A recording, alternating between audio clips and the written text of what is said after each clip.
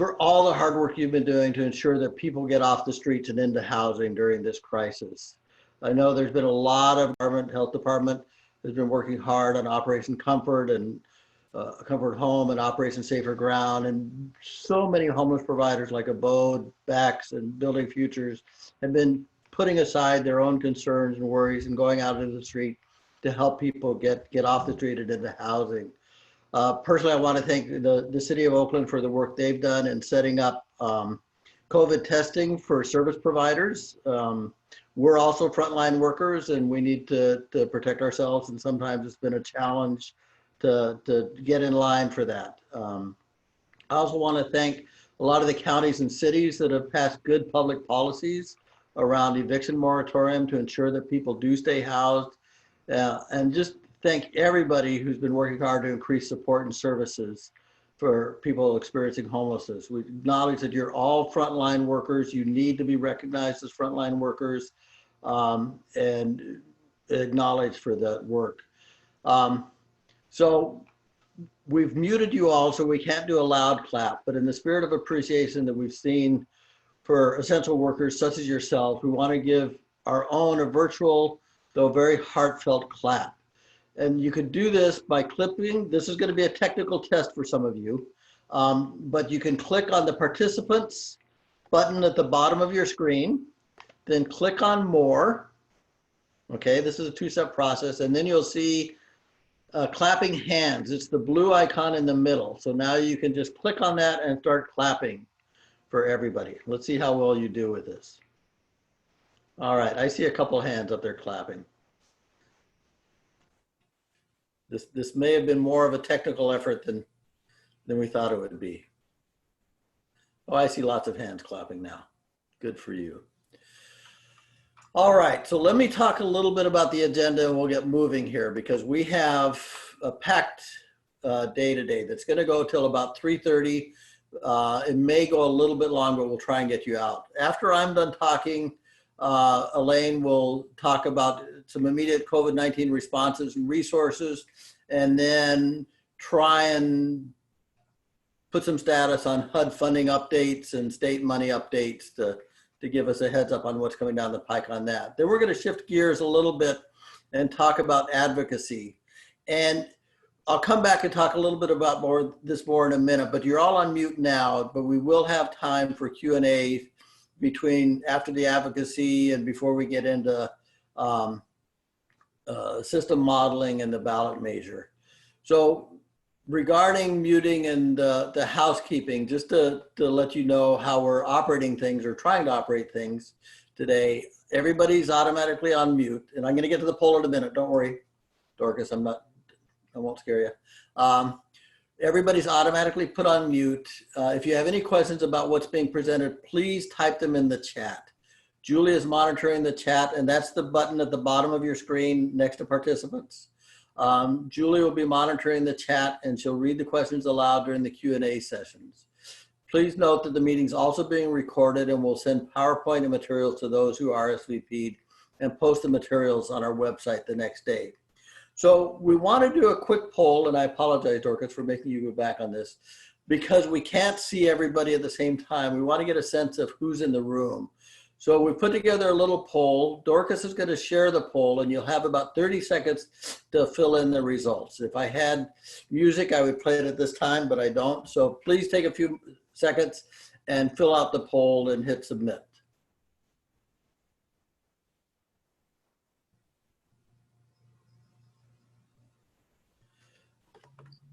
Are people able to see the poll? Okay, I'm starting to see people respond. Yep. Thanks.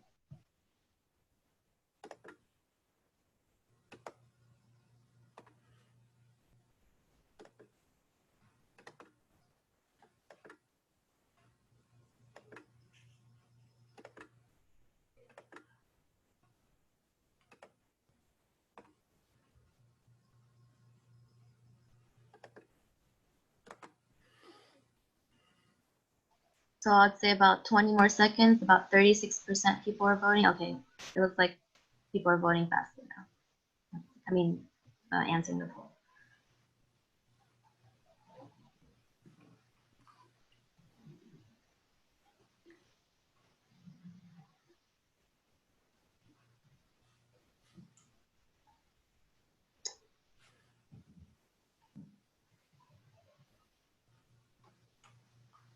There's a couple folks that say they can't respond.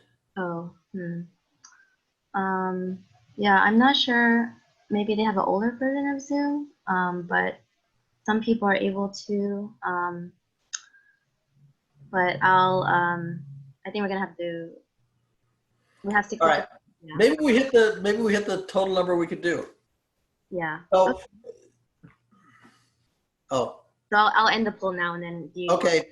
Last chance. 10, 5, 4, 3, 2, 1. Okay. There we go. All right. Now we're going to try and share it. Okay. So we have folks from all over the county, which is wonderful to see here. Our good contingent from Oakland, Mid-County, North County, but we're also very happy to see folks from East County here and South County as well. Can you scroll down a little bit, Dorcas, to see who's represented in the room? We know where you're from. Okay. You see it now? I'm at the second part. Oops, I could do it. Oh, okay. I could do it, I guess. Can everybody see that? So we have a lot of service providers in the room, city and county staff, always glad to see you here, but also a number of people with lived experience, advocates and concerned citizens and community organizers. Everybody that needs to be here is here, and it's great to see such a broad mix. And you're all active. That's wonderful to see. We have folks that are participating in multiple committees and staying active in the work of EveryOne Home. So appreciate everybody that took the time to do the poll, and particularly that's here today.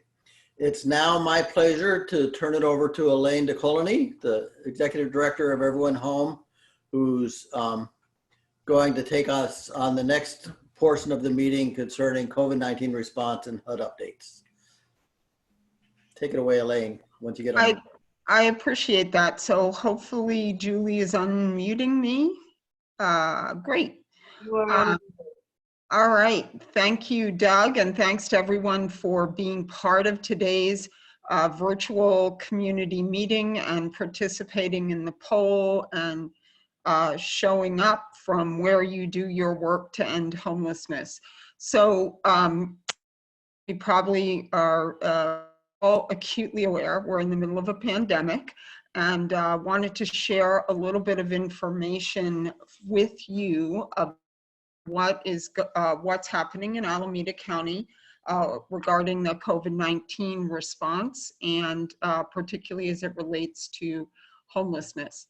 So this information was provided by ACHCCH to the Health and Social Services Committee of the Board of Supervisors yesterday. And we know that there have been a few positive cases in encampment sites, but the numbers are still limited. And that is also true in shelters. We've had a few positive cases, but no outbreaks, unlike San Francisco. As acknowledged in our, we have a lot of frontline workers who are still going out into the streets and reaching out to folks who are homeless, and the highest risk folks, getting them into the hotels of Operation Ground, and for folks who have tested positive into Operation Comfort. The other thing that Alameda County has been working hard to do is get more hygiene stations out in public spaces, particularly in Oakland and Livermore. The other strategy has been to create social distancing in our congregate shelters, so that most of our shelters are experiencing a lower occupancy. So one of the really important pieces of work, you can do the next slide now, Dorcas, is the Operation Project Roomkey. So that is a statewide effort to get the highest risk folks and positive folks off of the streets and out of crowded shelters. And this is a list of the hotels that HCCH has, Healthcare Services Agency, has worked so hard with many of you and the state of California to bring online 4 hotels, and several others are in the works for a total of 522 beds, and they are filling up. 3 of them are in Oakland, 1 is in the city of Alameda, and the goal is to expand to 1,000 beds. And one of the strategies is to also look at if any of these beds can be converted into permanent housing. Next slide. This is really encouraging folks to visit the Alameda County Healthcare for the Homeless website. That's ACHCH at acgov.org for additional information. But wanted to note that there are weekly calls with shelter providers and weekly calls with street outreach providers. You'll see those up on the slides. We will make these slides available on our website later today or tomorrow morning, so you can click through to things. And then also encourage you, if you are a HUD grantee, either Continuum of Care or ESG, to go to HUD's webpage. They've got lots of information about best practices in responding to COVID-19 among the homeless population. Next slide, please. Great. Okay, so one of the things that EveryOne Home has really been tracking on and really wants to encourage our partners to work on is all homeless folks are eligible to, or almost all eligible to receive the economic rescue check, $100. And folks, this was a problem at first, but it's since been fixed, so that folks who are receiving SSI and SSDI and Veterans Affairs benefits will automatically get their economic rescue check. But if they are not receiving that, so for example, TANF or GA recipients or minimum wage workers that may not have filed a tax return, they need to go to the website. Again, it's listed here, and register as a non-filer so that they can get money. And so really strongly encourage you all to make sure that the folks you're working with are aware of this, aware they have this money. They do not have to have an address to get a check. It can be sent to a provider, or if they have payees, their check will go to the payees. NAEH put together a great webinar on this, and a link to that, and to be able to get that more details on the YouTube link there at the bottom of the slide. So again, encourage you to help the folks you work with get the money they've got coming. Next slide. So updates from HUD. Earlier this spring, HUD promised us 3 NOFAs. One called the YHTP, which stands for Youth Homeless Demonstration Project, that they are still planning to put that one out. That is the one that is most to come out the soonest, and they are going to combine two rounds of funding into one. We have a small group that's working SSA, healthcare, and SSA to and the COC to put to develop a plan for addressing youth homelessness and expand the resources we have targeted to youth. The big kahuna, the HUD COC program that we apply for every year, and it funds somewhere between 40 and 48 projects annually. HUD is delayed release of that NOFA. They thought they would be doing it this month, and they are really working to look at ways they can pare down that process and simplify it. We track this closely and notify all the grantees and potential applicants as we, but HUD is focused on your COVID-19 response, and they're focusing on simplifying that NOFA process. None of us are sad about that news. And then finally, HUD was going to release a new NOFA focused on unsheltered homelessness communities like ours with high population of unsheltered. For now, that is on hold, and they do not anticipate releasing it anytime soon. They recognize it's a needed resource, but that the burden of submission it may be too much in this time period. So again, more news on all of these. Next slide. We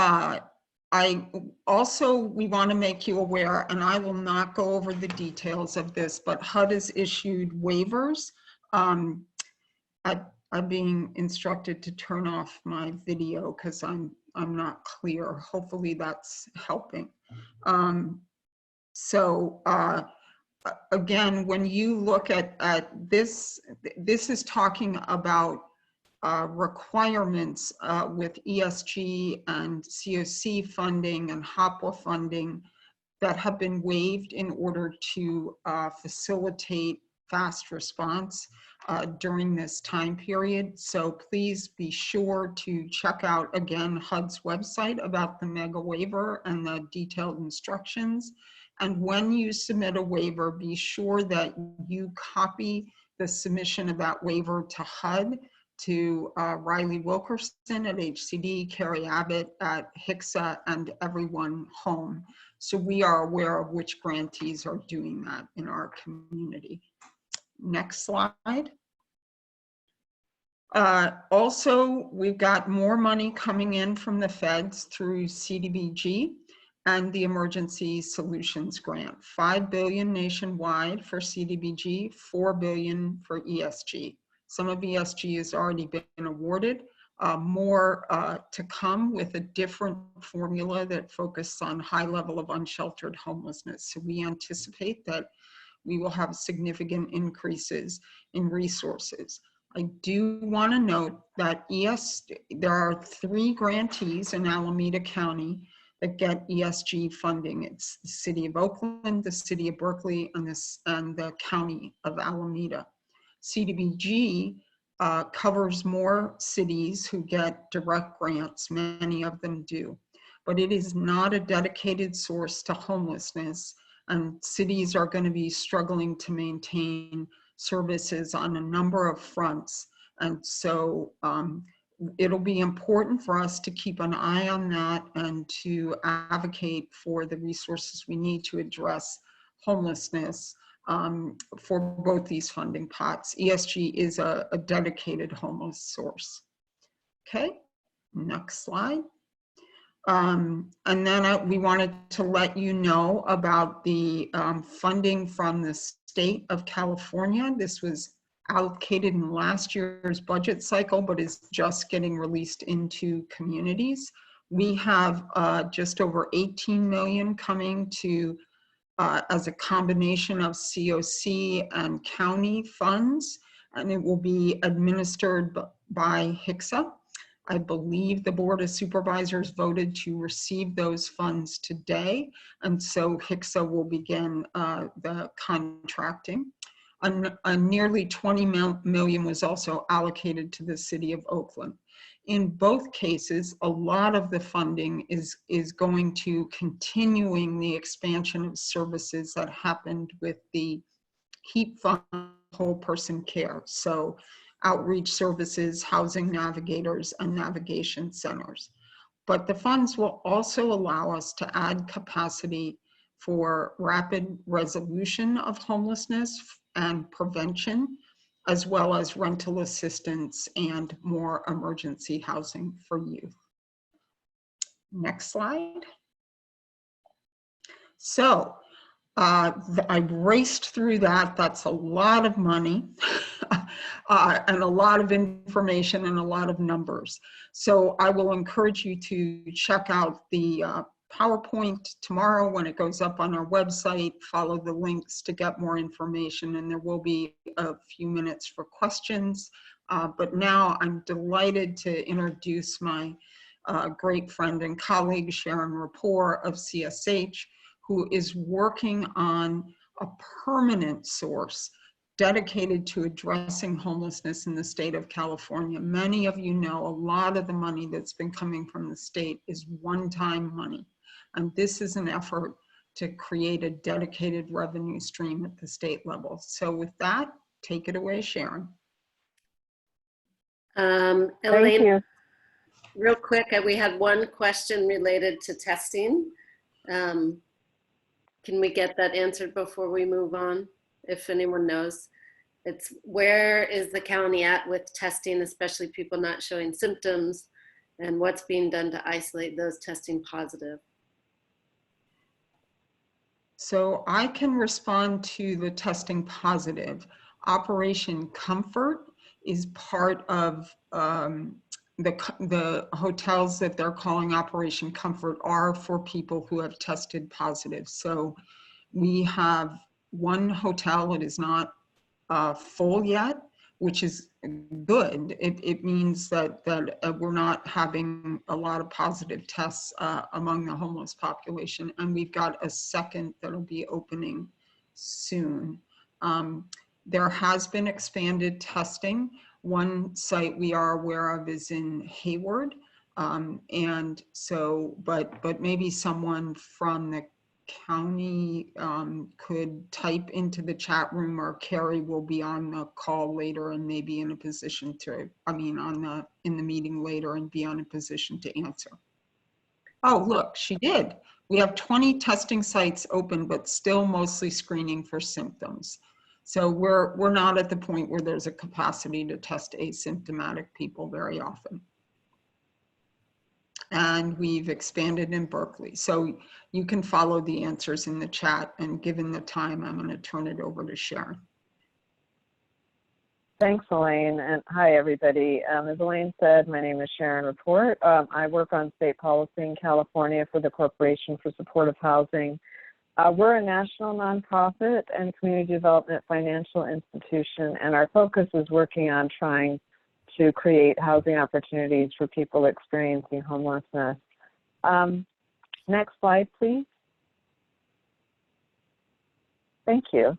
I'm going to talk briefly about a state budget proposal for $2 billion towards solving homelessness. This proposal was drafted about 8 or so months ago, and so it's been around a while before COVID. It includes a coalition of cities, counties, COCs, and nonprofit partners working to end homelessness. But what you see on your screen is just the major sponsors of the budget proposal, but it has support of almost 150 entities, including EveryOne Home. Next slide, please. The proposal would create a new program in California. It would provide a means of accessing affordable housing. Right now, our state funds some supportive housing and rapid rehousing, but it doesn't pay for people experiencing homelessness to access affordable housing. This proposal would tap into thousands of affordable housing apartments that are currently in development and would ensure people experiencing homelessness can access a good chunk of these apartments. It also offers a comprehensive approach that would fund all parts of the continuum, from street outreach to interim interventions to rental assistance to services. Similarly, it would provide multiple avenues to getting people into permanent housing, like rental assistance in the private market, capital and operating funding for affordable and supportive housing projects, and of course, services funding. It requires cities, counties, and COCs to partner toward creating the comprehensive response on the ground. Next slide, please.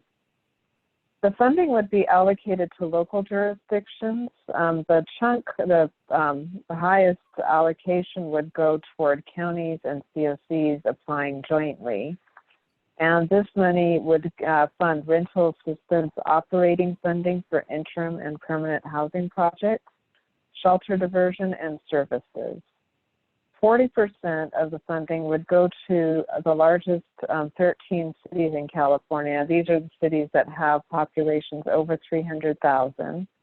And this pot of funds would be used primarily for capital projects, for either shelters or for affordable or supportive housing projects. And a small portion, about 5%, would go to developers in small and medium-sized cities to build affordable and supportive housing projects dedicated to people experiencing homelessness. Next slide, please. The counties and cities would have to match 25% of funding they get from the state, but could do that through federal funding or through funding that already exists and is funding current programs. Counties would also have to fund some operating and services costs of supportive housing projects that cities, the large cities, would be building with state funds. And the proposal promotes flexible pools of funds that tap into mainstream systems to prevent and end homelessness among people exiting jails, hospitals, foster care, boarding care, and nursing facilities. Next slide. As you know, COVID-19 has resulted in large budget deficits across California, and the state budget is taking a huge hit. Last week, the governor's office announced that California, as a state, would be struggling with a $54 billion budget deficit this year. So it's probably not likely we're going to get a lot of money from state general funds for this, for what we're proposing. However, the state is accessing federal stimulus funding through the CARES Act, and we do believe that this is a good pot of money for the state to access much of the $2 billion we're seeking. We also know that any state commitment of funds this year must be ongoing to have any significant impact. For this reason, as Elaine mentioned, we're hoping to enact a dedicated source of funding, like a special tax, that would pay for the ongoing cost of solving homelessness. We likely would need to pursue this tax through future ballot measure. We were hoping to be able to put one on the ballot this year, but we decided against pursuing that to focus on COVID-related efforts this year and an initial investment of the state of $2 billion. But we are continuing to pursue options for a dedicated revenue source, and this could include a millionaire's tax, a corporate tax, or eliminating mortgage interest deductions on vacation homes. So all of those have kind of been discussed and are in the mix. Next slide. We are hoping all of you on today's call can support this budget proposal. Now is the time to weigh in to dedicate some state funding towards solving homelessness. The legislature has reconvened over the last 2 weeks and will begin budget hearings next week. And we know that legislators are currently discussing what is the best use of state funds. So we're asking everyone on this call to email your assembly member and senator to ask them to support this budget proposal. I also recommend contacting Assemblymember Wicks and Senator Skinner, even if they are not representing you. As key legislators from Alameda County on the Budget Committee, they will have significant influence over what gets passed this year. CSH is partnering with Housing California to put out email requests for people to weigh in with their legislators, and I can send out instructions to EveryOne home staff as well to forward to everybody on this call to weigh in. We have a sample email and contact email addresses. So next slide. So thank you very much for your attention, and I look forward to your questions in a little bit. In the meantime, the next speaker is Alex Worth, the Policy Associate at East Bay Housing Organizations. Since the start of the pandemic, he's been working with tenant groups to pass and strengthen eviction moratoria, rent freezes, and other housing protections in Alameda and Contra Costa County. Thank you very much, Sharon. Alex, before I unmute you, we just had one question here on the definition of affordability in in the bill you're talking about, Sharon? Mm-hmm. Yes, so affordable housing is generally dedicated to people who are either at 30% or 60% of area median income. What we are proposing is to give affordable housing projects extra funding so that they can dedicate apartments to people who are experiencing homelessness. So people within the extremely low income range, which would be 15 to 20% of area median income, and it would fund rents for those households to be able to access those affordable housing apartments. Great, thank you. And then just if you could address, does the budget proposal include reentry programs? Yes, actually the budget proposal has a couple of populations that it calls out as needing some set-asides. Youth is one population that we are requesting a 10% set-aside for.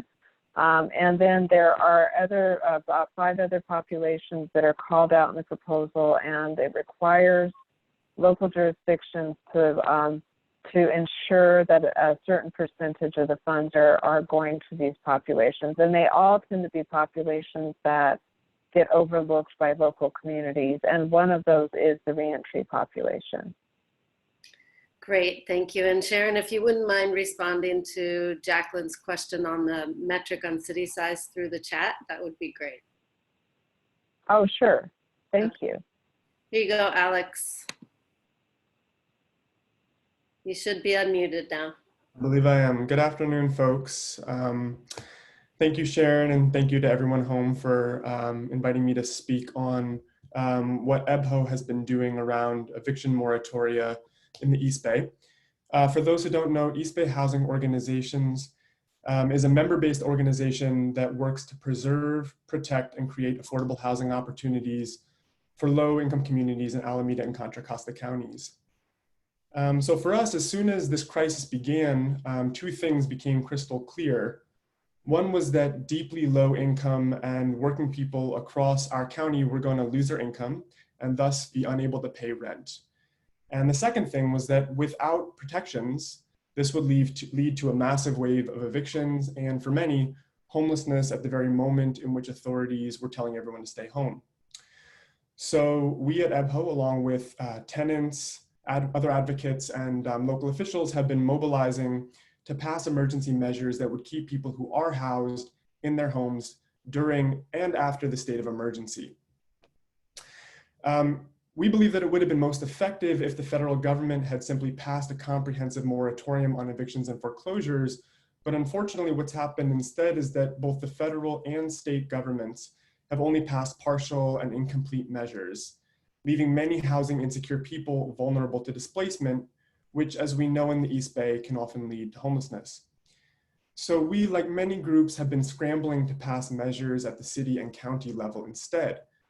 By the end of April, 11 out of the 14 cities in Alameda County had passed their own local ordinances, and the county itself had passed an ordinance that extended to all unincorporated areas and cities with weaker ordinances. So that means basically all cities with the exception of Oakland.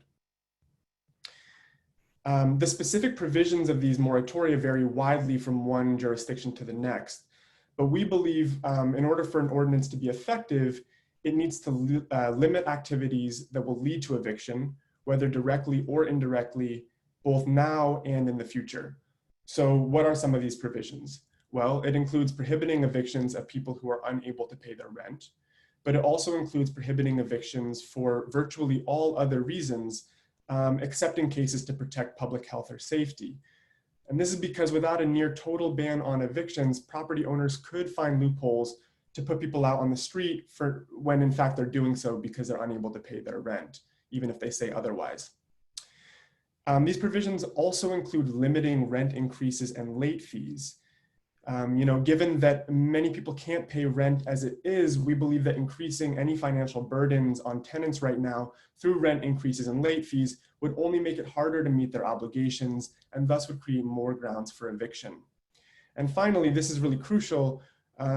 It's been important to make sure that people have time to repay any missed rent once the emergency orders are lifted. Without a substantial grace period, as we call it, tenants will be required to pay rent, even though they may still be out of work at that time, and will have to pay rent that they missed during the shutdown. So given the region's affordability crisis, the majority of extremely low-income households were already severely rent burdened before COVID.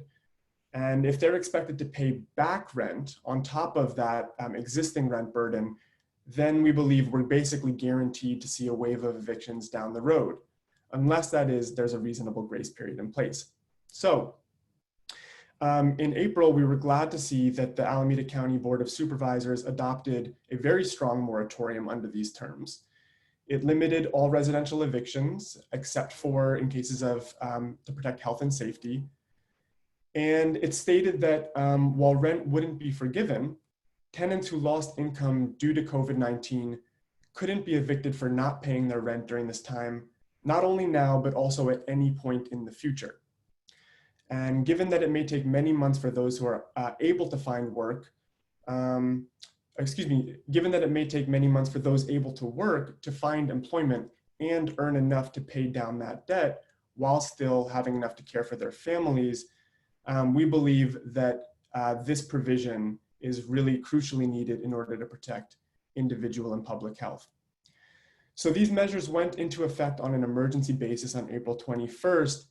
And in fact, the Board of Supervisors was originally scheduled to vote today on a regular version of that ordinance that would enshrine it into the future. However, we were sad to see that this measure was pulled from the agenda today, and we're concerned that it might be due to some lobbying by property owners who would like to see some of these strong provisions actually reduced. So unless a special meeting is convened in the meantime, this permanent ordinance won't be heard until June 2nd. So along with our coalition partners, we're calling on supervisors to immediately pass a regular ordinance that will guarantee the protections that they all approved unanimously on April 21st.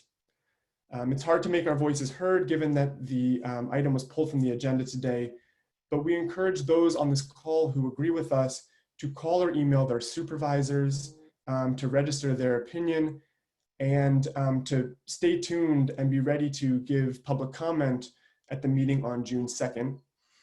I believe you can see my email, alex@ebho.org. You're free to email me if you'd like more information or would like to stay posted on this effort.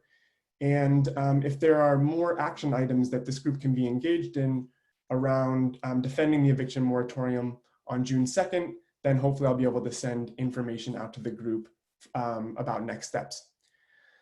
So thank you for that time. And we're now going to take a few minutes for a break to see if there's any questions in the chat for the presenters. I'll let Julie take over now.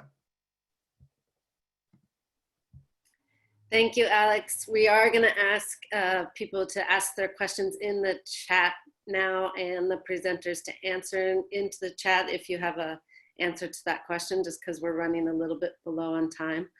But thank you so much. And sorry, can you remind me who I'm supposed to be unmuting now? Who's next? Next, if you mean it's system modeling. So Start out with Jesse. Start with Jesse, and then I'll unmute the rest. Yeah, great. So I'm Jesse. I'm the system analyst at EveryOne Home, and as I think many of you know, EveryOne Home has been convening the system modeling work.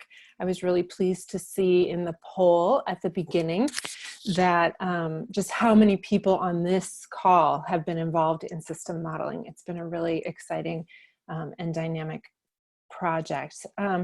Some of the best work that EveryOne Home does is bringing partners together to align on actions to end homelessness. And so I'm very pleased to introduce the partners who have been working so hard on system modeling with racial equity impact. And I'm realizing, Dorcas, can you move it ahead to our slide? Yay. And Jesse, it looks like Dorcas is unable to unmute someone. Who all do you need to present with here? I will. Okay, so I need Susan Shelton, who is a member of the Everyone Home Leadership Board and emeritus of the City of Oakland. Sarah Ting from Supervisor Chan's office. I think I got 2 people muted, sorry. If they could just, And Emile Durrett from the Social Services Agency. And then moving ahead to the next slide. Okay, everybody's unmuted. Thank you. Oh, great. So I think as everyone on this call knows, between 2017 and 2019, there was a 43% increase in the number of people experiencing homelessness at a point in time in Alameda County.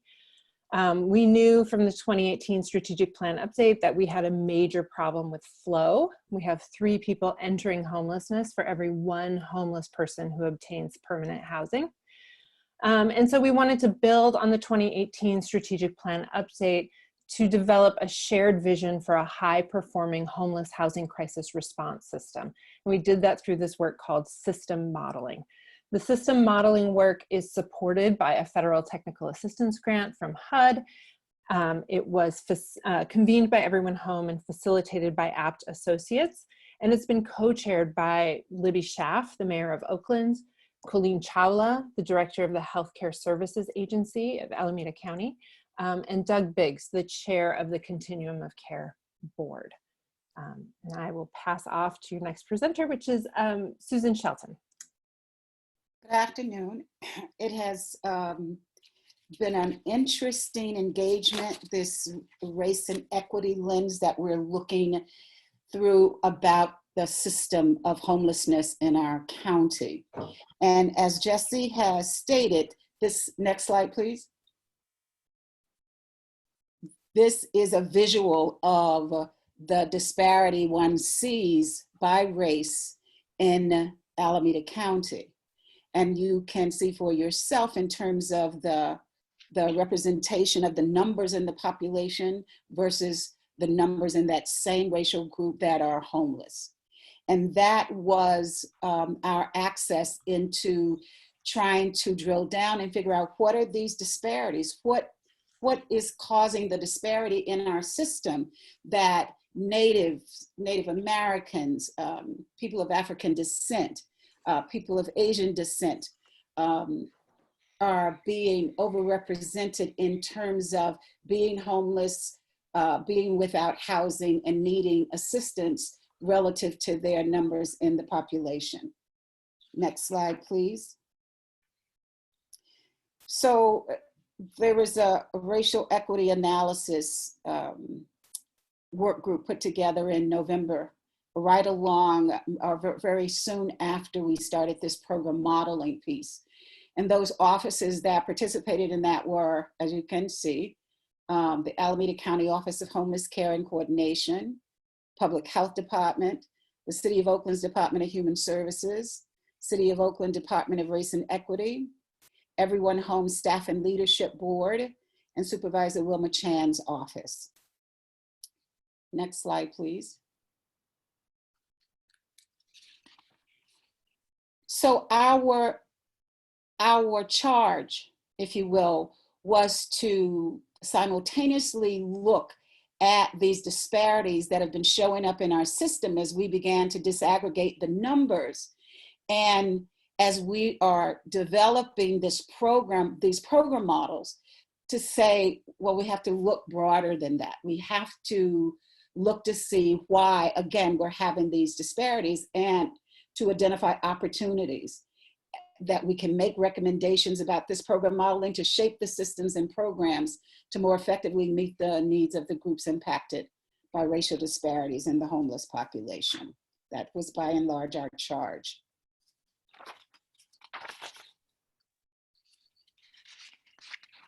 Next slide. So this is just a representation of the timeline we've been working inside of.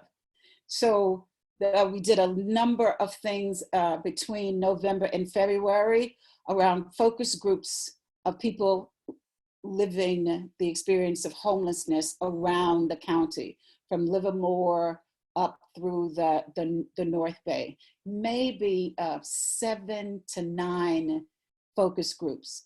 And then in March, we started coding.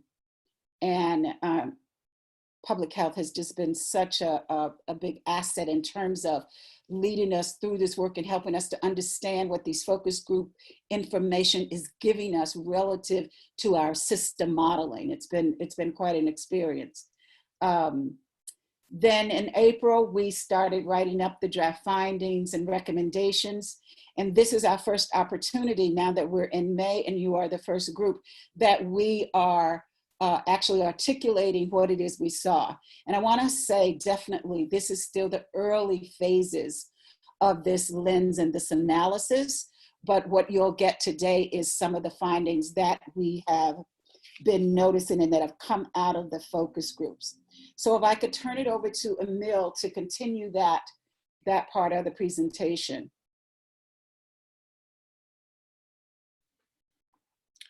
Thanks, Susan. This is Emil Duret. I'm a management analyst with the Alameda County Social Services Agency. I want to join everyone in welcoming our attendees this afternoon. We were chartered to, as the Racial Equity Work Group, to sort of determine the drivers that explain those huge disparities that we see in the homeless population among African American and other ethnic and racial minority groups. One of the drivers has to do with the housing market, and everybody's aware of the very high cost of housing here in Alameda County in the Bay Area.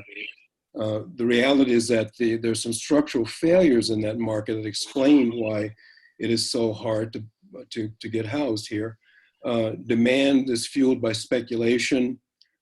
Supply is hampered by NIMBYism, restrictive zoning ordinances, historical retrenchment by the federal government going on 40 years now. And there's about a 44,000 shortfall of affordable rental housing units here in Alameda County.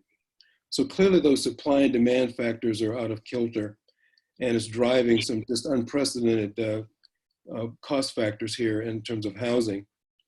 So consequently, those that are seeking to exit homelessness or avoid becoming homeless face a really hostile market environment. The median home value here in Alameda County is approaching $1 million. Fair market rent for one bedroom apartment is about $1,800. It takes about 3.6 times the minimum wage to afford that. Significant numbers of renters in the target groups are facing huge housing burdens of 50% or more. And there's a displacement of indigenous populations due to gentrification. So as serious as these conditions are, it's the phenomenon of structural racism, which took the lion's share of our focus, that goes a long way towards explaining the disparities in the prevalence of homelessness among members of the target population. If we can go to the next slide, please. So structural racism, so conventional wisdom tells us in certain circles that character flaws or lack of ambition or just plain bad luck explains those disparity numbers in the homeless population. Our work revealed, however, that there's an alternative factor, and that has to do with structural racism. And this is sort of defined, it is defined as policies and practices of social institutions that perpetuate negative treatment toward the target population groups based solely on their race. And this leads to inequalities in opportunity and inequity in life outcomes. The following few slides that I'm going to go through will demonstrate how structural racism manifests and contributes to disparities in homelessness. Next slide, please. This slide is a very famous slide of redlining, which is a pernicious practice that dates back to the early 20th century, whereby mortgage lenders, realtors, and business investors in the Bay Area denied residents in high-risk areas bordered by a red line access to mortgage financing and business services. The areas on the map that are shaded in red, which are called fourth grade, consist of the areas of East and West Oakland, West Berkeley, parts of North Oakland, unincorporated areas, and parts of Hayward. So this was as being sort of an exemplary of what structural racism is about. It's sort of a codified practice of discrimination and outright racism. Next slide, please. So disparities in outcome, sort of like an octopus, the redlining's tentacles of inequity have spanned across generations among members of the target population segments, especially African Americans. Patterning the same geographical locations that we saw where redlining took place, those red areas in the redlining slide preceding this one, we see that there's intergenerational poverty in the darker shaded areas and associated outcomes in terms of syndromes. What we see in those areas are wealth disparities in terms of median net worth of white households are about 19 times that of Black households, as well as equally disparate income. There are barriers to education, disparate health outcomes in terms of the prevalence of chronic illnesses, shorter lifespans, et cetera, and mass incarceration. So as you can see, the practice of structural racism permeates through and manifests itself in many ways, putting members of the target population at risk of, again, either becoming homeless or having very difficult problems exiting homelessness. Next slide, please. Another offshoot tying back to the earlier slide on structural failures in the housing market has to do with gentrification or displacement, which is another manifestation of the dynamics that are going on here. This is a quote from an African-American female, age 65, over 65 years of age, explaining just how difficult it is to find housing in her home of Oakland and moving out into the hinterlands of the exurbia like Antioch. So it's clearly, these are some really pernicious issues that are being driven by structural failures in the housing market that compound the role of structural racism in terms of explaining why members of the target population segment account for such a disproportionate number or share of the growth and prevalence in homelessness. So I will now yield to my colleague Shara Ting, who will begin the discussion of our recommendations in response to key findings yielded by this effort. Thank you. Sarah? Thank you, Emil. Hi, everyone. Again, I'm Sarah Ting with Supervisor Chan's office, and I'm going to walk through just a few of the stories that were shared with us through the focus group process that Susan outlined, and then also how we utilized the information that we gathered, along with all this other data that was collected and that has been collected over time with the Public Health Department and other partners that were listed to form some of the modeling recommendations that we'll see coming out of the systems modeling process. So the first slide here, you can see the quote. I can read it aloud for those who can't read. The slide, someone who identified as an American Indian female aged 25 to 39 said, high rents period, having to have 5 times the income, it's hard for those with bad credit or generations of bad credit. There is nothing to build upon. So here we heard many stories like this from our focus groups where folks were, like Emil had outlined, experiencing the generational income, credit, and housing instability that was a result of past generations experiencing the same.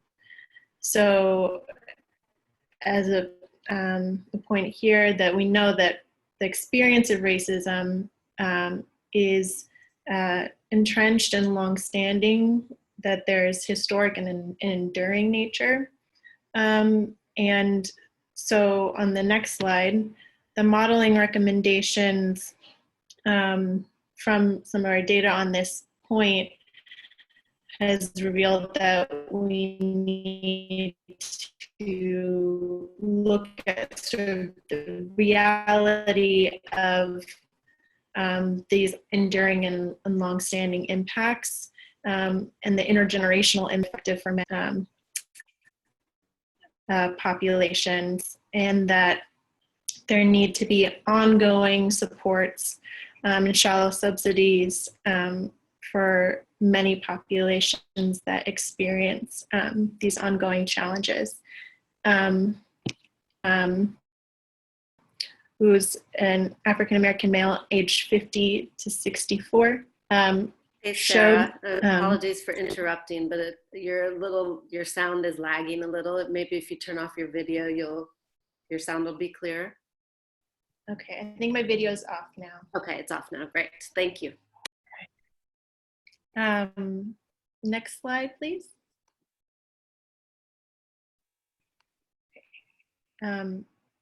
So another participant in the focus groups who's identified as an African-American male, age 50 to 64, said, if I'm going to pay rent, I can't eat or buy gas.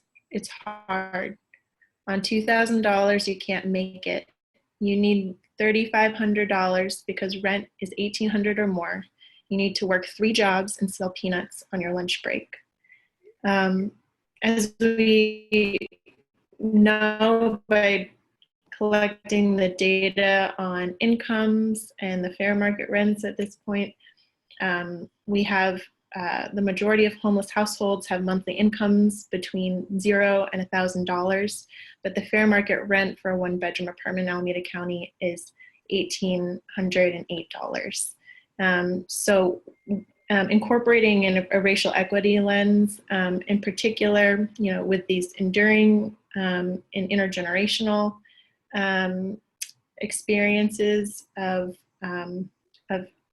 income inequality and lack of housing and wealth security, plus the current situation that Emil outlined for us, the solutions that are informed by this reality would take into account that we need to understand that housing interventions will, adapt to this experience, and that while we have a system that expects homeless households assume a full rent at the end of a program, that may not work if we want to actually end homelessness for those who are most impacted. For example, with market rate housing as an exit for the population of Blacks and African Americans, that intervention or exit has the highest rate of returns to homelessness because of these historical factors. So moving to the next slide on recommendations, ongoing housing supports must be linked to the reality of the household.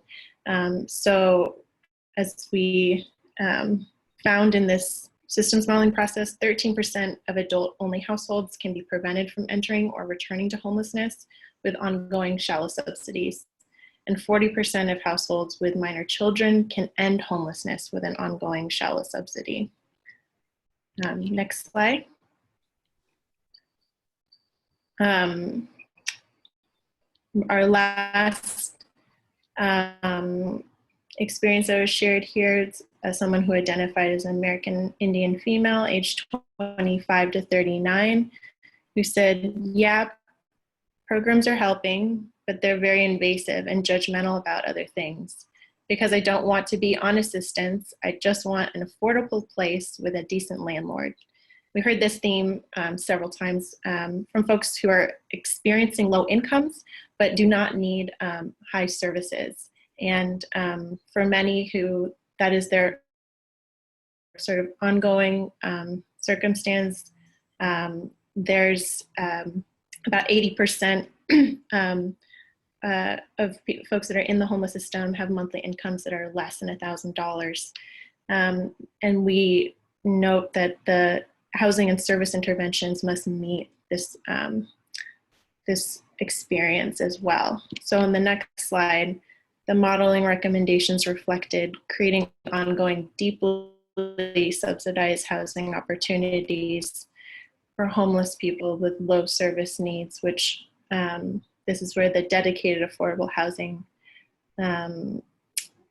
category would come into play, where new deeply subsidized housing could sustain the end of homelessness for 28% of households with only adults and 30% of households with minor children. And so just on the next slide, to wrap up, overall for program model recommendations, this is a new way of orienting to the work. To use a racial equity lens is to sort of pay closer attention to what are the realities for both the current circumstance of where people are in their situation, but also the broader and longer term historical and structural circumstances that we have to take into account. And in order to do that, the other helpful strategies are to ensure that we have more diversity and inclusion in our processes and in our ability to provide service in an anti-racist, trauma-informed, harm reduction way, and lowering barriers to all programs, and having information that is accessible and truly connecting to populations where they need to be met. Next slide.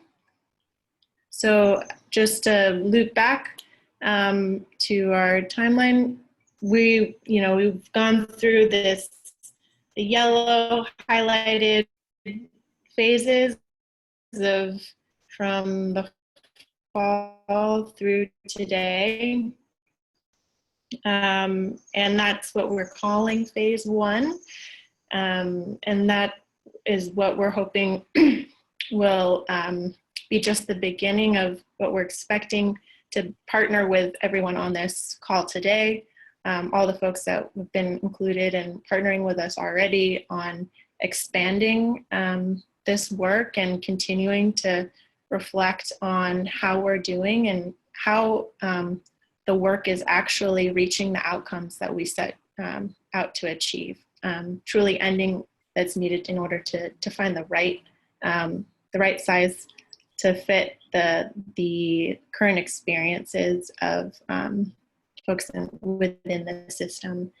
On that note, I'd like to turn it back to Susan Shelton.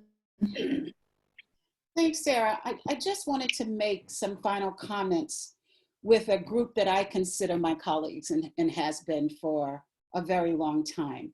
And I was checking out some of the comments in chat about this is not new data. We've known this data. Our biggest work is before us. And every sector, structural racism means that it is in the system. It is baked in.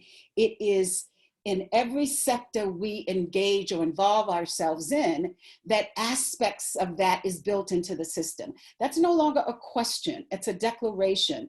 It is a fact. And I am that our main work lies before us in our community, in the homeless services community, where we are expected to be race neutral. And I have worked thinking our system was race neutral. But the outcomes that we see say that we are part of that system of structural racism as well. And how do we do our work such that we are race neutral?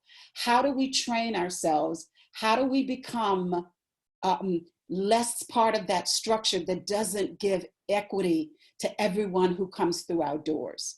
And when we had a similar conversation at HCD some months back, I remember some providers saying, you know, if like City of Oakland and Alameda County, they would modify our contracts and let us do things differently. And while I don't disagree with that, what I noticed was, what are we talking about that we can do internally in our agencies that we have control over that begin to shift the disparities we're seeing in the outcomes? And I am fully confident, knowing who this group is, the on the ground group, the the people who are in direct frontline, as well as in the funding and the contracting, that if we don't change it in our systems, what we do have control over, and have that reflect in this new ballot initiative coming out, in the HOPWA program, in ESG, in CDBG, things that we routinely do day to day, to understand that they're not race neutral is probably shocking and surprising in terms of people who administer it. It means we have to revision and rethink about how we do our work. I'm complete with this. Thank you for listening. Thanks, Susan. And so now I don't think we're pausing for questions. I'll pass it off to Carrie Abbott and Sharon Cornu to talk about the Home Together investment plan that can be used to support the modeling work that we just described. Thanks, Jessie. I forgot.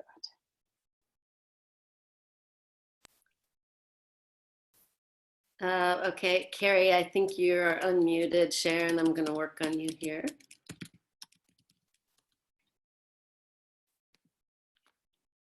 Okay, Sharon, you're unmuted. Do you guys both want to test it? I'm here. Go, Carrie. Hi, I think I haven't. You might, did you call in also? Let's see. Let me try this one. How's that? Can you hear me now? Yes. Perfect. It's a representative slogan of 2020. Can you hear me now?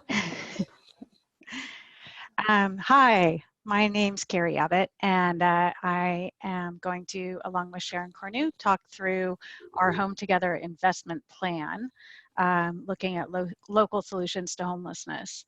I'm the director of Alameda County's new Office of Homeless Care and Coordination.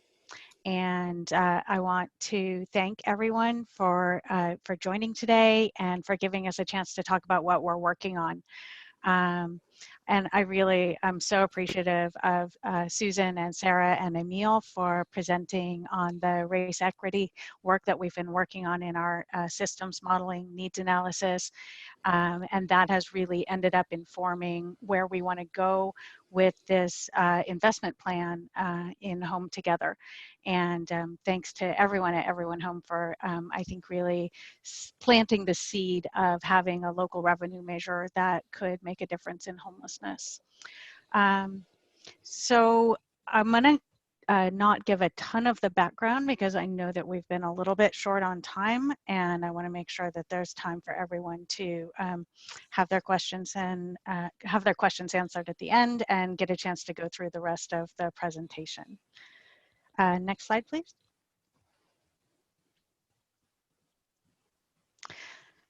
So what we're proposing is a dedicated local revenue stream. The 2018 strategic update and the race equity impact analyses have made it clear that existing systems to address homelessness are not adequately resourced for the scale of the problem. The need for a county-wide dedicated revenue stream for homeless housing and services is vital to closing the annual operations gap. A half-cent sales tax, which is what we're currently proposing, we originally estimated would raise $150 to $160 million annually. We are going to have to rerun those numbers given the changed economy. We are still anticipating that this could raise over $100 million a year that would go toward homelessness. Currently, the county, all the different entities are spending around $170 million a year. And we believe that in order to provide adequate funding to close the affordability gap for housing and house people experiencing homelessness here would cost closer to $330 million a year. And given the 2019 homeless count, we know that the need may be even greater than that. Next slide, please. So Home Together, how did it get developed? In October of 2019, The Board of Supervisors supported developing a measure for the November 2020 ballot to fund homeless services and directed staff to work on fleshing out the measure with key stakeholders, such as the people here on this Zoom.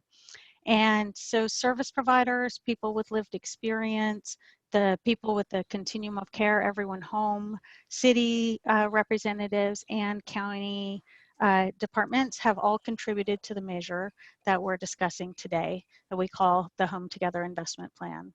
We convened a policy committee that convened county agencies, nonprofit service providers, subject matter experts, and people with lived experience to discuss the use of funds, the oversight structure.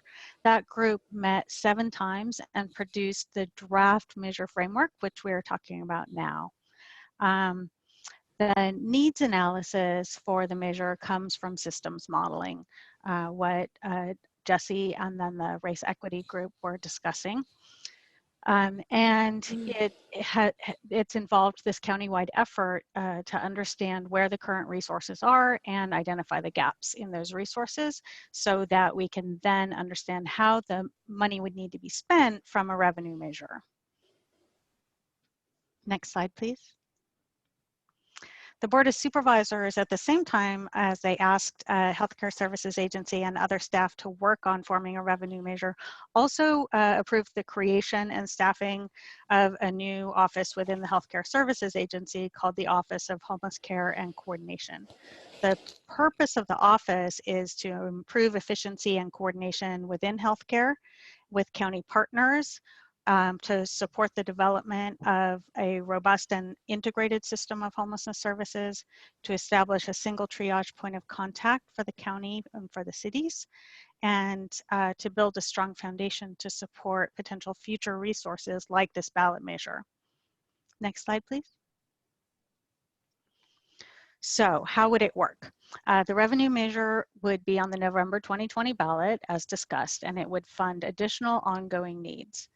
The initial allocations would be informed by the needs analysis with the race equity overlay. The Policy and Accountability Committee would be formed to make annual and multi-year funding recommendations to the county. The guiding principles would be to prioritize housing and interventions that end homelessness, to promote racial equity informed by lived experience, to encourage regional countywide approaches, to use data and evaluation to guide our allocations and ensure accountability and efficacy, and to build on existing infrastructure and planning efforts. Next slide, please. So who would be served? The populations eligible would be families with children, veterans, seniors, people with disabilities, people most at risk of becoming homeless, people living on the street, in tents, in vehicles, and in shelters. We would use the funds to increase housing and healthcare services. Housing includes housing subsidies for the deeply affordable housing that was indicated within the systems modeling. That for the policy committee was the very highest priority, is to close that affordability gap for people who cannot get out of homelessness because they lack the income, and to prevent people from the inflow into homelessness where we see so many disparities.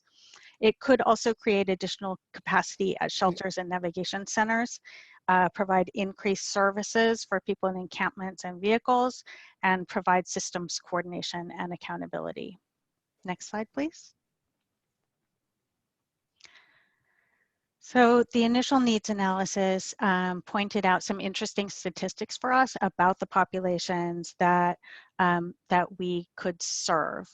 Some of the populations include people who just need short-term assistance, young adults, extremely low-income families, including undocumented families, and individuals who can't increase their income or need deeply affordable housing, seniors, that families and individuals with mental health and drug and alcohol addiction or substance use needs, and people with disabilities who need not just services but also housing. That a lot of people are mobility impaired, and housing for people with mobility impairments in the county is very limited. Some of the statistics we learned: seniors and people with disabilities make up approximately 54% of the adult only households that are homeless or at risk of homelessness. More than 12% of the population in need are families with minor children. The high cost of housing in our county has been pushing more and more seniors in particular into homelessness, and people living on fixed income often cannot afford their rental costs in Alameda County. 82% of those who are experiencing homelessness in Alameda County lived here before losing their home. This measure would really help to prevent our local residents from becoming homeless in the first place. And as a reminder, the needs analysis will change over the life of the measure, and we will continue to monitor and adjust the funding accordingly. The systems modeling needs analysis was really a step one to mapping out where we have important gaps, and is something that would need to be revisited and tested as we move forward and invest in more resources. Some of the solutions that the measure can fund specifically are rapid rehousing, dedicated affordable housing, permanent supportive housing, and subsidies to keep people housed. Next slide, please. Now, I think the race equity group shared some of the stories from Alameda County residents. So we'll go through those quickly, but give you a chance to look at the pictures and see those wonderful quotes again. And then next slide. So who would hold us accountable and make sure that we are spending the money on the needed resources for the county? This would be our Planning and Accountability Committee. The roles would be to make recommendations to the county for annual and multi-year spending priorities, to coordinate with Continuum of Care, county, and the cities in planning efforts, to evaluate the status and impact of tax-funded projects, and then to receive the annual compliance audit by a third-party independent auditor. The membership that's proposed, and this is one of the many things that we need input from all of you on, and we have been getting input from providers and neighbor town halls, and meeting with everyone from city administrators to nonprofit groups, and working with people with lived experience. What we've come up with so far from the policy committee is the membership needs to be diverse and needs to include people with lived experience. We want representation from the different supervisorial districts, from the different cities in the county, from different county staff, from nonprofit providers, from healthcare partners, from the continuum of care, and from affordable housing developers or local businesses. I'm now going to pass along the timeline presentation to Sharon Cornu, who's the Executive Director of St. Mary's Center. Great. Good afternoon, everybody. It's great to see folks. As Carrie mentioned, we've just done 3 virtual town halls. So I see a number of familiar names, and it's great to connect with people. My job here this afternoon is to share with you a little of the process leading up to how we got here today, and then to take a quick look at the future and how you can be involved. This timeline shows you a start in February, but as Carrie referenced, some of the planning began late in 2019. And then in reality, this measure has been a gleam in Elaine DiColini's eyes for many years. And we're excited to see it moving forward at this time. We've had meetings with stakeholders and elected officials. The important work of the systems modeling, needs analysis, racial equity group has been critical to the policy formation. And in March, St. Mary's hosted a breakfast for service providers, and then the whole COVID shutdown interrupted our community engagement plan. But we were able to come back at the end of March and do a conference call, take some more input from service providers and advocates through the period of April and May. We've hosted 3 virtual town halls with, I think, between 250 and 300 people participating. Some good questions and comments, which I see reflected again in the chat that we're looking at today. Some of the important concerns, exciting stuff from Sarah Lamnan about workforce development. I see Mayor Marchand reminding us of return to source. These ideas are heard and will be incorporated into a draft of the proposal as it moves forward. I'm particularly interested in the workforce one, creating job training and a career pipeline that would help agencies like St. Mary's as well as the people we serve, and create some leadership development opportunities to bring people with lived experience into leadership in the field. We'll be incorporating the comments that you give today into that final policy proposal, taking it to the Board of Supervisors in June and July, where we hope to have you with us, and to be able to place this on the ballot for this November 2020. It's an unusual year, but it's a good year for a measure that serves people. It's a good high turnout year for us to be able to move forward with this. And with that, I think we head to the next slide, and we can roll over. I think you've got one more after that. And if you've participated, a number of you participated in those virtual town halls, if you'd like to watch a recording of those, or if you didn't have a chance on the supervisors' websites, you'll be able to view those town halls. You can also visit the bit.ly link for Home Together 2020 feedback and answer a short survey. And there's an email, hometogether@acgov.org, where you can share questions, comments, ideas you'd like to see implemented. All right. And do we have time for questions? Yeah, I think we have time for a couple questions. Great. So we can just start with, I think from Lydia here, it's a comment that money alone won't work, and a question about how will this initiative also be used to mobilize people power communities and other groups to get everyone involved. I'd like to take the organizing question. And actually, I think the ballot measure offers us an opportunity to have conversations like this today, to go out into our communities. And if you'd like to take the survey asks you if you'd like to be involved and you'd like to help spread the word. If you send an email saying that you'd like to volunteer or help us, I know you're going to get a call right back, probably from me.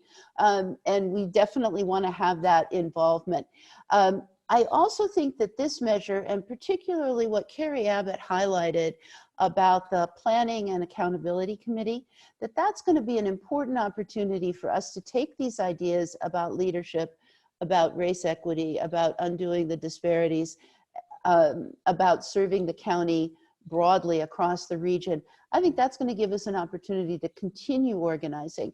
And I particularly look forward to the work that the service providers are doing together to really form a stronger coalition with the people we serve, lift up the voices of the folks with lived experience, and create an ongoing accountability function within the field. I think that's going to be critically important, and that's part of what motivates me to be involved. Sorry, I went too long, Julie. I got excited. No, organizing excites me too. And it seems like there's a bunch of people in this chat who are also very interested in keeping the grassroots active on this. Yep. So a question here, have we, well, first, a thank you to all the speakers in the chat. So thank you to all the speakers again, got to keep saying that. Have we done any polling on the sales tax measure? How feasible would it be, especially given the coming recession? That's a really good question. With support from EveryOne Home about a year ago, some initial opinion research was done, and then a small group of us, and thank you, Mo Wright, put together some more recent polling that was actually early in April, so it was post shelter in place, and it was post some of the bad unemployment news that we've been getting. And the good news about Alameda County voters is that support increased from one year to the next. And we're above 2/3 in support for this measure. That said, it's a challenging year. It's a very difficult and unpredictable year, but we have a good basis in Alameda County with folks who support services and making a difference for people. Great. And could one of you take a stab at any initial thinking on return to source, and maybe for some of the people on here, define what return to source means? Carrie? I'll define return to source and we'll let Carrie answer the policy part of the question. Thank you, Mayor Marchand, for returning this, for reminding us of this question. In tax measures, typically when we look at return to source, it means that there's a distribution of funding back to the general area in which it came from. It can be a little more challenging on a sales tax than maybe on a property tax. Sales tax is naturally a little more mobile. People move around to do some of their shopping. But I think the heart of the question is making sure that funds come back into each and every community across Alameda County. And what excites me about this measure is the increase in resources, the increase in revenues, so that we would have more pie to distribute and an opportunity to share more across the county. I know that the supervisors are committed to return to source.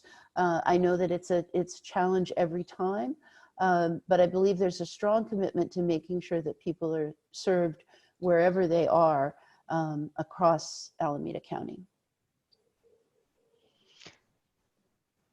Yeah, Sharon, well said. This is Carrie. I think that many of us shop in places other than where we live, and so sales tax doesn't necessarily have the same return to source elements, but our commitment is to make sure to be active in every part of the county. And we've done some needs analysis work in every part of the county. And we really just want to make sure that we're being responsive in the different ways that the different county regions need assistance. And the cities have given us a lot of wonderful feedback, including Mayor Marchand and all of the other mayors and the city managers, but and very importantly, the service providers and the people they're serving. And then just to say, a number of people, thank you to the folks who put their phone numbers and contact information in the chat. I've captured some of that just for our tracking purposes. If you would like to hit that survey or send us an email, that'll help us keep all that information in one place, and we absolutely will contact you. We're also going to send out the survey for anyone who has RSVP. So. Great. Okay, thank you very much, Sharon and Carrie. We're going to move on now.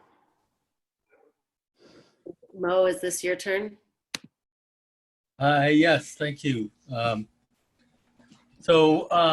Thank you everybody for attending this meeting. This was quite a first attempt at doing this electronically, although many of us are getting used to this format. So I've got a couple of announcements and so on here just to conclude the meeting. So on staff updates here, many of you already may be aware that Elaine will be going out on medical leave starting tomorrow, and she will be back in late August. This has been known for some time through the staff, and we believe that we're ready for it. In the meantime, Jesse Shimon will be graciously agreed to serve as acting executive director. The staff, Doug Biggs, Jane Mikaloff, and I have been working with Jesse to make sure things go smoothly. Elaine feels good about the place that we are in, and we know that we can trust our partners to provide the support both Elaine and Jesse need. So you may also be seeing some new names on our staff over the next few months as we prepare for the NOFA and the 2021 PIT count. So if you have any questions about the things you've heard today, here are some contacts again for the speakers who were part of this presentation. Also, this slide and all of them will be uploaded on our website, and we will send the materials out to everyone who RSVP'd. Thank you very much to our presenters. This represents a huge amount of work that's been going on for the last 6 months. We look forward to seeing everyone in person sometime, but we may be having more meetings in this format in the near future. So we'll continue to collaborate and be united in our response to the COVID-19 pandemic. And we will continue our work to end homelessness. Stay tuned to ramp up the support for the ballot measure, and to get it passed this November. You'll be hearing more about that. Thank you all.